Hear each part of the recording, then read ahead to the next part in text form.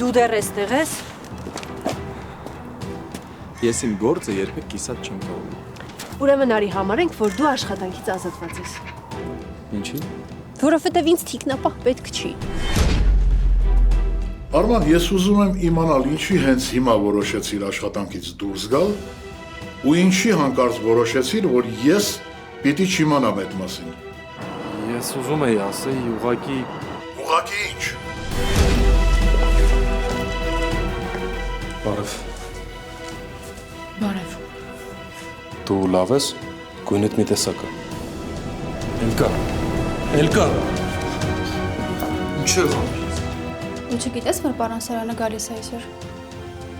Ինչ։ Հա,